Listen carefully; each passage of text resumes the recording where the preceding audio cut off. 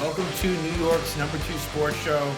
The Yankees lose a tough one, a really tough one in extra innings to the Cleveland Guardians by a score of 7-5. This was an instant classic. Just didn't go the Yankees' way. Had a little bit of everything. And the Yankees with a really impressive comeback off of Emmanuel Clase in the eighth inning where Aaron Judge hits a game-tying home run in the eighth inning. Like I said, and then Giancarlo Stanton follows it up, back-to-back home runs. They take the lead. They even tack on another one in the top of the ninth. Luke Weaver, who's been unbelievable. And there's so much to discuss in this game. So much that we're going to jump into it very quickly. One strike away. Luke Weaver he had Lane Thomas 0-2. Lane Thomas works it to a full count. He gets a double. And then Joneski Noel, Big Christmas is his nickname. He would be the pinch hitter, and he would hit a game-tying two-run homer with 1 out to go off of Weaver in the ninth to tie it up at 5. And then at the bottom of the 10th, with Clay Holmes on, David Fry hits a walk-off two-run homer to really make this a series. I mean, this was a strike away or very close to this series being all but over. If the Yankees make it 3-0, look, we know what happened in 2004 against the Red Sox, but in all likelihood, it would have been a matter of when, not if. Now, it's different. And look, the Yankees are still in a decent spot. There's no question about that. They still, like if you had told me that they would be up 2-1 through 3 games before the series, you take that every time. You would. And that's where they are. So it's a matter of bouncing back in game 4. We'll discuss game 4. That's not going to be an easy game by any means at all. Both bullpens are really taxed at this point. Again, this is one of the best games of all time. One thing I want to get into is this, more of a historical lens, if you will. Thinking back to, there's been many games in this Yankee-Cleveland postseason history. Games in Cleveland specifically that really have been heartbreaking Yankee losses. And I can think back to 1997, 2007, 2017, and 2022. Now, 2 of those series, they ended up winning. 2 of them they lost. So let's start all the way back. 1997, ALDS, Yankees up 2-1. And Mariano Rivera on 4 outs away from winning the series. Again, best of 5, game 4. And Sandy Alomar hits a home run off of Rivera that would tie the game. Cleveland would walk it off in the 9th. And then the then Indians would win the winner-take-all game 5. So the Yankees at that point were coming off of a World Series, looking to defend their title. Didn't do so. That was the first matchup between the Yankees and Cleveland in the playoffs. So that was definitely a really tough one because they were so close. 98, Yankees lost. The Yankees actually did have a really tough loss in game 2 of that CS series at Yankee Stadium. That was the infamous play where Chuck Knobloch just lets the ball just go away, where Travis Fryman, I think, was the one that beats out the play at first, and Enrique Wilson just kind of somehow stumbles his way home to score. So that was really bad. And then Cleveland actually won game 3, but we're not going to get into that. Nothing. This isn't the same thing. This is about games that happened in Cleveland, whether Jacobs Field then and now. What is it now? Progressive Field? Yeah, Progressive Field. So then in 2007, you have the midges, where Jabba Chamberlain just gets attacked by these gnats, if you will, all over his body. Just everywhere, all at once. In the 8th inning, Yankees were protecting a 1-0 lead. Really, due to that, Cleveland ties it up. I think it might have actually been a wild pitch that caused the tying run to score. And Cleveland would go on. Travis Hafner would get a walk-off hit, if I remember correctly, to win that game. And Cleveland would win that series. Again, in the ALDS, they'd win that in 4 games. 2017, Girardi's last year as Yankee manager. Game 2, Yankees are up, I think, around 8-3 in the 5th or 6th inning, somewhere thereabouts. And Lonnie Chisenhall It should have been strike three. They deemed that it was a hit by pitch. Girardi didn't challenge it. Gary Sanchez wanted them to. They didn't. Then Francisco Lindor, I believe the next batter off of Chad Green, grand slam, cuts the lead to one. I think it was Jay Bruce that did an opposite field home run to tie it up. And then Cleveland does win it in extra innings. They walk it off. Another just at the time gut punch, heartbreaking loss. And the Yankees would sort of miraculously come back and win that series down 2-0. So that ends up being well. And then a couple years ago, 2022, game 3 in Cleveland, the Yankees were also, if I remember correctly, a strike away. And they were up in this particular moment. They're up by 1 run, but they might have been up by I think they might have been up by more than that. I think they were up by maybe 2, and Cleveland kind of chipped away. Either way, Clark Schmidt was on the mound with a bases loaded 2-out situation against Oscar Gonzalez, who in some ways it's kind of funny. Oscar Gonzalez that year is kind of like Janeski Noel this year. It was the whole SpongeBob theme for Oscar Gonzalez with the Guardians, and now a big Christmas for Noel is kind of like the new cult hero. But that was a situation where the Yankees were – it swung the series where Cleveland was up 2-1 on that Gonzalez walk-off hit. Yankees were 1 strike away. That was a really, really heartbreaking loss, but the Yankees would come back to win that series. So, again, in some of these situations, it led to Cleveland winning the series. In some, the Yankees still won. But now there's another moment where very tough. And now that leads me to this season. So Yankee-Cleveland head-to-head. Let's think about it. The 3 Cleveland wins versus the Yankees this year in the 9 games that they've played. The Yankees are 6-3. And the 3 wins that Cleveland had were all crazy. They were literally all, wow, that is true. Yeah, they were literally all extra inning wins. So the Cleveland has actually not beaten the Yankees in 9 innings this year, which does bode well for the Yankees just in general. And I still think that they're in a good spot. But, man, when Cleveland wins, honestly, those were 2 of the toughest losses of the season. One of them being in April, one of them being in August. And then the last thing I'll say, Cleveland is very good at home. They had the best home record in the American League. And the only teams that had better records than at home were the Dodgers and the Phillies. So it's not an easy place to win, as seen here. And I believe I said last episode, I would have been stunned if there was a sweep. And now we know that's not happening. But it's very key for the Yankees to bounce back in game 4. Let's jump right into the play-by-play because there's a lot to discuss. Where normally I want to kind of go through each individual. We'll kind of just get there by going through it. And, if there's time after, we'll jump back into kind of going through the lineup. But I think that I'm going to probably touch upon just about every player based on just the events that happened in this game. So it was Matthew Boyd versus Clark Schmidt. So the lefty Boyd on the mound, who pitched well. I'll give the starting pitching stat lines. Matthew Boyd, 5 innings, 2 hits, 1 earned run, 3 walks, 4 strikeouts. The Yankees' struggles versus lefty starting pitching continues. And so if Matthew Boyd pitches again in the series, that is problematic. There's no way around it. Now, he would probably go pitch Yankee Stadium, and so you got to feel a little bit better about that, but not a whole hell of a lot. Again, that's Yankee kryptonite for sure. And it led to a little bit of a different Yankee lineup. Now for Clark Schmidt, it was kind of a typical Clark Schmidt outing. 4 2/3, which is exactly how long he went against Kansas City in the DS.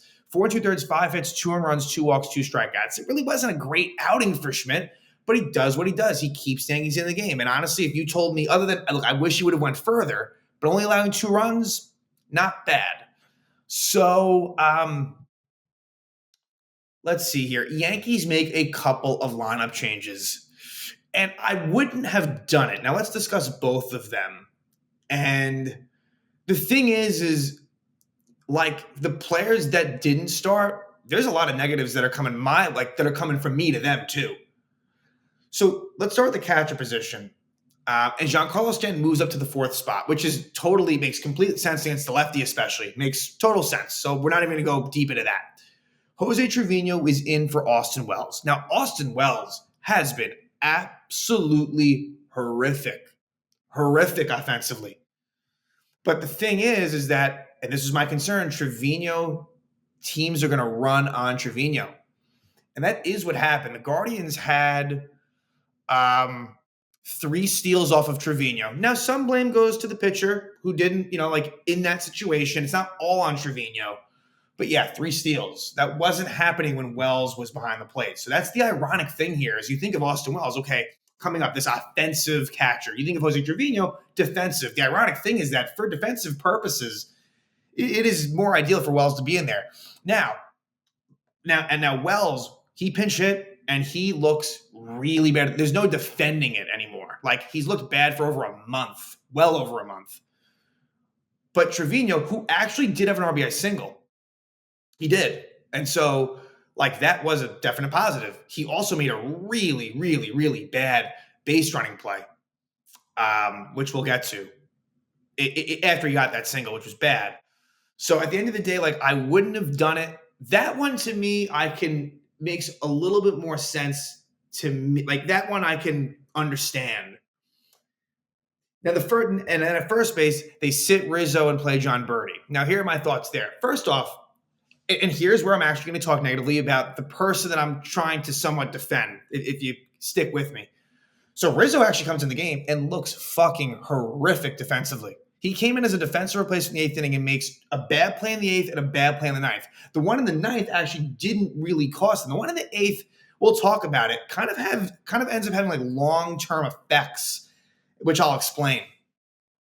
That all said, though, John Birdie, like, really had a very poor game. There was a couple of good plays he made defensively, but also a couple of bad plays. I would say that John Birdie's defense, or lack of, really resulted in 2 Guardians runs. Their first run and their third run, kind of thanks to John Birdie. And he was really bad offensively. A couple of strikeouts, a double play, and then the other out that I didn't account for there was a runners in scoring position situation in the 8th inning. So you know who's gotten so screwed here again? Not that he would have started against a lefty, is Oswaldo Cabrera. I just, I would like, everything being equal, that would be my preference. And I know that he's not a first baseman by trade either, but like he's just so solid defensively, as is John Birdie. But Oswaldo still gives you those good at-bats versus righties. It's a shame how Oswaldo they just don't believe in him, even though he's not really done a whole lot wrong. And here's the thing with Rizzo. Clearly he is hurt to the point where, like, I think that's factoring into decision-making. Like, it's been very hard to understand some of the moves that have been made surrounding Rizzo, whether that be like taking him out of a game, not putting him in a game. It's very tough to surmise, and that's why I can't really give you like such finite and definite answers. But I just don't like how it's been handled, but yet I don't know what's going on behind the scenes. Either way, though, Rizzo over Birdie offensively, right? Like, that's kind of where we're at. And so, you want to make the Trevino Wells switch for this game, fine, but did you have to do Birdie Rizzo? I wouldn't have done that. If you told me you keep everything the same or make multiple moves, I would have said keep it the same. That all said, I would have liked to have moved Wells down in the lineup. Make that be known. I'm fine with the lineup tweaks, but the substitutions, not as much. Let's go right into it. Let's go. Well, not even right into it, but here we go. And we're going to have to be selective as far as what we discuss. But the second inning is where the Yankees get on the board. Anthony Volpe, and see, this is where I'm going to kind of discuss individuals. Anthony Volpe with even though Volpe does end up striking out in the 10th, he walks. Volpe has been walking like crazy. He had two walks in this game, adds a single, a couple of runs. Like, just the at-bat quality has been so solid from him. It's been a very, very positive postseason for Anthony Volpe on a team where, there are some players that are really playing poorly. Volpe has exceeded expectations. Alex Verdugo doubles to make it second and third, and actually a pretty nice hustle double by Verdugo as well. Makes it second and third, one out, and Jose Trevino, opposite field RBI single, makes it 1-0. It was hit too hard for Verdugo to score, but it makes it 1-0 Yanks. And then he gets picked with Gleyber Torres up, top of the order up, chance to really extend the lead. Trevino gets picked off. I don't know what he was thinking. This team's base running is atrocious, and it has been for years. And it's just like, it's going to cost you games, and it may cost you a series. Like, it's just so bad. I don't know where Trevino's head was at there. And so then Gleyber lines out, and you know what? That would have scored Verdugo. Let's say Trevino just stays on first and Gleyber lines out to left. That would have been deep enough to score the run. But instead, it's just 1-0. Then let's go to the bottom of the third. Brian Rocchio singles off of the glove of John Birdie. This is a play that John Birdie should make. It goes down as a single, but he leaped, timed it right, and it just went off of his glove. Then with one out, Kyle Manzardo hits his first postseason home run. The rookie with a two-run homer. That was the one really bad mistake by Clark Schmidt. You wish it was a solo shot, but because of the Rocchio play, it's a two-run homer. But Clark is luckily, again, it wasn't pretty the rest of the way, but he's able to kind of navigate through, even though he really got into trouble just about every inning, except maybe like the second inning. We go to the fifth, and Tim Hill actually finishes that inning. So Hill was only in for one batter. After Ramirez doubles off of Schmidt, that ended Schmidt's game, and Hill gets Naylor to fly out. So it's still a 2-1 ball game. Cade Smith comes on for Boyd. A very good, very, very good 5 innings for Matthew Boyd. Cade Smith looks very good in his 6th inning with a 1-2-3 inning. Then Ian Hamilton comes on. And Ian Hamilton ends up leaving the game with left calf tightness, I think was what they termed it as. And I think there's a good chance that Hamilton will be taking off the roster and thus probably done for the postseason. Ian Hamilton's pretty injury. The more I think about it, this is a very injury-prone player, more than even just like arm issues. He's had some lower body stuff as well. And so that's unfortunate, but that's a pretty big piece because really because right now the big four are Weaver, Canely, Holmes, and Hill. Hamilton's probably that next guy. And so with him out, that is big. And I think there's a good chance he'll be taking off the roster. Who takes his spot? It could be any one of Mark Leiter Jr., Cody Poteet, Clayton Beeter. Those to me would be the 3 most likely candidates, unless I'm forgetting someone. I think those would be the 3 that you'd probably see put on. So here's actually a random thought, but I doubt it. Would be like, could Nestor somehow like land his way on the roster? Now that would be a bit of a wild card. I don't think that'll quite happen. I don't think he's ready yet, but it sounds like he's progressing. Anyway, Lane Thomas walks off of Hamilton, and then the play where Hamilton didn't look right really from the beginning. Like, I think this may have aggravated it. He didn't look right from the beginning. Daniel Schneemann grounds out on a play that John Birdie bobbles, and they end up getting out at first, but really he should have at the very least got the lead runner at second. And that changes the complexion of the inning, and here's why. Tim Mesa comes on, and that's not ideal. I'm not going to make a big deal about that because the Yankee bullpen has been used heavily, and that really fucking came back to bite them in this game, especially with Weaver and with Holmes as well. Tim Mesa comes on, and Lane Thomas still third. And partially that's on Mesa, and partially that's on Trevino. And then with the infield in, Andres Jimenez gets an RBI single to score Thomas. So if Birdie just makes that play, the whole inning is different. It's little things like that. So that's another run that's kind of caused by poor defense on players that started this game that hadn't started the last few games. And Birdie, and to a lesser extent, Trevino, makes it 3-1. Mesa gets into a little bit of some trouble. Mesa actually wasn't bad. He wasn't hit hard. It was just the walks were a bit of an issue for him. But, he's able to get out of that inning. And then Tim Herron, the lefty, pitches the 7th. Leadoff walk, Jazz Chisholm Jr. And then John Birdie double play. Just a disastrous game for Birdie. A 2-out double for Volpe. And then Verdugo flies out against the lefty. Bottom of the 7th, they do have David Fry pinch it for Manzardo.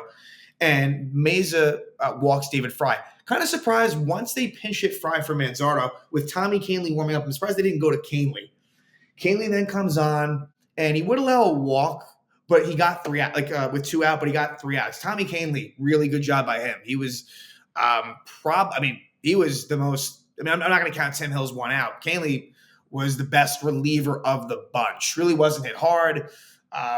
Really good job by Tommy. And then Hunter Gaddis is coming on for the 8th inning. Austin Wells pinch hits for Trevino and strikes out. Austin Wells has been a disaster at the plate. With 2 out, Juan Soto walks. And so here it sets the stage. Emmanuel Clase versus Aaron Judge. And the Yankees have been the one team that has gotten to Emmanuel Clase in the last few years. Clase hadn't blown a save since May 20th. He is, beyond arguably, the best closer in the game. By and large, over the course of the season. Has he had a struggle in the postseason? Yes, he has. He gave up a really big homer to Kerry Carpenter in the Tiger series. He has not been, locked down. But he still is what he is. And Aaron Judge hits definitely his biggest home run of his postseason career. And it's an opposite field 2-run homer on a 2-strike pitch. Great piece of hitting by Judge. It was outside corner, and he just took it the other way. It ties it up at 3. Yankee bench is going nuts. And to make things even better, Giancarlo Stanton, who is just money in the postseason. There's just no other way to put it. Like, the guy is just as clutch as they come at this time of year. He homers as well.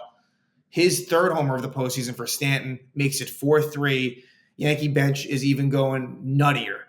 And the thing with the home run is Clase had only allowed 2 home runs all season. Now, I don't know if that stat includes the Kerry Carpenter postseason homer, but still, like, the fact that back-to-back, now it's Judge and Stanton, of course, but still off of Clase, impressive. Then Jazz Chisholm Jr. singles, and while John Birdie's up, he's still second. Now, here's what's perplexing. Why would John Birdie be batting for himself against Clase? Why wouldn't Rizzo pinch hit for him? And what makes it even more dumb, Rizzo would come in the next inning for defensive purposes. That's why I'm like confused as far as like, okay, are they more concerned about Rizzo at the plate? And like, that's the only thing that makes any bit of sense, because Birdie, that's a big situation. Runner on second with the Chisholm steal, he flies out. So now the 8th inning we go. Wells remains the catcher. Rizzo comes in for defense. And Jimenez grounds out to Volpe. Then Will Brennan pinch hits for Austin Hedges, and it goes down as a double for Will Brennan. This is a play that Rizzo has to make. This to me should have been an error. And this ends up kind of being a situation that leads to Luke Weaver, A, coming in earlier than you would have wanted him to, and B, it gets you to a certain point in the Cleveland lineup that got more difficult and more difficult. So while this misplay by Rizzo doesn't affect the 8th inning, to me it kind of does affect it in the long run. Rocchio flies out, and then Canely walks Stephen Kwan. So they bring on Luke Weaver to finish out the inning, big spot, and he strikes out David Fry. But you still knew that there was more heavy lifting to be done for Weaver. So as much as I was happy, still more work to be done. But what helps in the 9th inning is that the Yankees do tack on one more run. And Eli Morgan would replace Clase, leadoff walk Volpe, again, great at bat. And the Yankees get lucky. What should have been another base running blunder from from Anthony Volpe ends up working out. Verdugo reaches on a fielder's choice. Jimenez makes a nice play. Now, Volpe's running on the play. Jimenez makes a nice play, and he was going to throw Verdugo out at first, but he sees that Volpe is rounding second, going to third. So he does the smart thing. Volpe gets in a rundown, but it ends up being a situation where it was not a good rundown by Cleveland, to the point where Verdugo was going to get to second, and it was going to kind of be no harm, no foul. But it actually got worse for Cleveland as Jose Ramirez drops the ball, and Volpe's safe. So what really could have been more of a disaster situation for the Yankees ends up a really bad thing for Cleveland. So second and third, no out. Austin Wells strikes out. Again, like it in the beginning of the season, when Wells wasn't doing well, the eye test was still good. He was unlucky. This is not unlucky. Austin Wells, it looks overmatched and is swinging and missing like crazy. And what sucks is that I don't feel good about Trevino. And so you're kind of stuck with Wells. But the thing is, now there's no way that you can bat it. Like, the days of batting cleanup, they're over for now. Maybe he can work his way back up there. And even though the other options are shit, it's just you can't have it anymore. So Andrew Walters replaces Eli Morgan. And the Glaber at bat is interesting. Glaber ultimately gets the job done with the sac fly. What was interesting, there was a 3-0 count that he's actually swinging on with Soto and Judge after him. The pitch was a little bit outside. I think they would have called it a strike, because you tend to see umps call the 3-0 pitches almost always strikes if it's close. My point being that if he somehow did walk, that would have led to bases that went out for Soto and maybe could have led to a bigger inning. But still, good job by Glaber at the end of the at-bat to get the sac fly to make it 5-3. Really big. Soto then does strike out looking. A rare sort of off game for Juan Soto. And so the Yankees have a 5-3 lead. They get it. Look, you would have loved to get that extra run, but they were lucky to get the 1 run. Now let's go to the bottom 9th. And here's like the big part of the game. Jose Ramirez reaches on a fielding error by Anthony Rizzo, which is really bad. Very bad. I've discussed the Rizzo stuff. However, Luke Weaver gets Josh Naylor to ground into double play to him. It goes down as a 1-6-3 double play. Really nice play by Weaver. Weaver is in control. Sure, he gives up the 1 homer to Ramirez last game, but he has been dynamite. Unfortunately, though, it all comes crashing down at once. He's ahead of Lane Thomas 0-2. But then he throws 3 balls, and with a full count, he comes in, throws one, in the strike zone, a fastball, and Thomas hits a double off of the top of the left center field wall. Okay, so now the time runs up. A really, really good move by Stephen Vogt. He has Joneski Noel pinch hit for Daniel Schneemann. Now, Noel's a righty, Schneemann's a lefty, but Noel is a home run hitter. And that's exactly what he went up there to do. Nothing else. He didn't try to walk. He didn't try to get a single. He wanted a home run. He was hunting home run. And Noel has not been good in this postseason. I think they said he was 1 for 15 or something like that. After a fastball that's way out of the zone, Weaver hangs a changeup, and Noel deposits it out. Like, that stung. No question about it. I mean, the game was, again, very close to being over. And with Luke Weaver, too, who's become such a fan favorite. And I hope that he is able to bounce back from this. Cleveland fans go crazy. Ties it up at 5. Weaver does get out of the inning. Let's go to the 10th. And I believe this is the first extra inning game of the playoffs. This was honestly maybe the best game of this 2024 postseason. There's been a couple other good ones, but this is definitely up there. Really just a great, great game.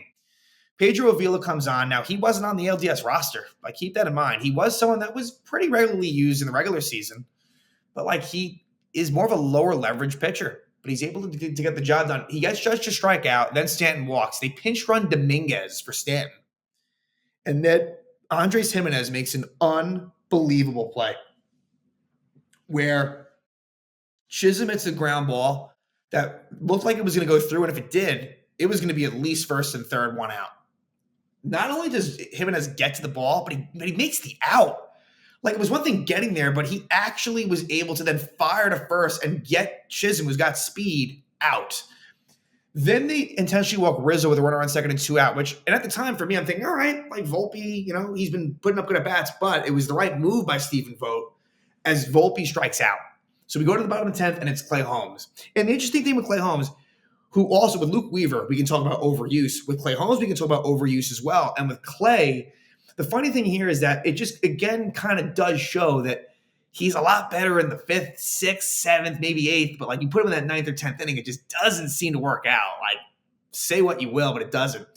Bo Naylor with leadoff single. Now, I've seen some criticisms of Anthony Rizzo, so I'd want to see this again. But if that is the case, again, Rizzo just isn't what he used to be as a first baseman. And apparently, it may have actually been, when it happened, I'm thinking, okay, just a clean single. But I guess Rizzo wasn't that far from it, and he just doesn't have the range anymore. Brian Rocchio with a good sac bunt. Nice play by Austin Wells to get the out at first. Then Stephen Kwan. This is a big play. Stephen Kwan grounds out to Clay Holmes, and he had Naylor out at third. I understand why Holmes didn't throw to third. What if it's a bad throw? If it had been no outs, I think Holmes would have taken the chance. But with 1 out, you knew you had the short at first. It's not that I'm mad at Holmes, but damn, you did have him. You did have him. And here's where the problem goes. David Fry's up, and 1 wild pitch, 1 pass ball, you do that, and game's over. So that had to have affected Clay Holmes' ability to trust certain pitches. And what happens? David Fry, with 2 strikes as well, similar, I guess, to well, no, not similar to Noel, I guess similar to Lane Thomas, but with 2 strikes, 1-2 pitch, it is a 2-run homer for David Fry off of Clay Holmes. And the Guardians win 7-5, give the loss to Clay Holmes, give the blown save to Luke Weaver, the win goes to Pedro Avila. And we have ourselves a series. That's the prevailing thought, is we have ourselves a series. We would, if the Yankees won this game, it would have been basically over. That's just what it is. And so now game 4. Game 4 features 2 young pitchers, both with a lot of promise, in Luis Gil and Gavin Williams. Luis Gil has not pitched since September 28th. Gavin Williams has not pitched since September 22nd. And both bullpens have really, really been heavily used, both of them. And just being from a Yankee perspective, I hope that Luis Gil is able to get them somehow at least 4 innings. I know that doesn't sound like much, but that's kind of what I'm hoping. Get him to at least 4 and try to figure out the rest. Now, in my mind, unfortunately, because I don't really trust them much, is you may see Marcus Stroman in this game. I think that's a possibility. And then also, if Ian Hamilton's replaced, whoever that person is, he may find his way into this game as well. Because remember, The Yankees have used a lot of these high leverage guys. They're going to unfortunately have to lean on some of the lesser leverage, I think. And the problem with that is Luis Gil is not one that's likely to get you deep. Now, on the one hand, he will be, I guess, I'm not sure if fresh is the right word, but he has not pitched since September 28th. So if he's pitching well, you'd like to think he won't necessarily tire out if he's been, and I know he's pitched in sim games, which I know isn't the same, but he'll, like I've said, total wild card. He could pitch a gem or he could be out of there really quickly. Gavin Williams, it's like, same sort of deal with Gavin Williams, although Gil's ceiling is probably higher for what he's capable of. Gavin Williams, like this was one of the top Cleveland pitching prospects. And, let's just see what happens because this is a very pivotal swing game. Game 3 was, but as I said in the last episode, it's about splitting games 3 and 4. And so if the Yankees win game 4, then really to me, mission accomplished. But if Cleveland wins, then it just takes on a whole nother meaning and level, and this series ratchets up tenfold. So yeah, I think I've said all I've had to say. Just not a great day for Aaron Boone as far as the lineup choices, some of the decision making. Now, did it ultimately, yes, it did cost them, but you could also say, look, they were one strike away. They were one strike away up by 2. Look, this one hurts. It does. But Yankees are still in a decent position as of now. But if the Yankees lose the series, this will be looked back at as the moment that it turned around. A series-changing, defining sequence of events. So we shall see what Game 4 has in store. Again, Yankees lose it in extras. They are unable to seal the deal. They blow it in the 9th inning, and then they lose it in the 10th. Guardians win 7-5. And now the Yankees, instead of going up 3-0, are up 2-1 in this best-of-7 series heading into Game 4.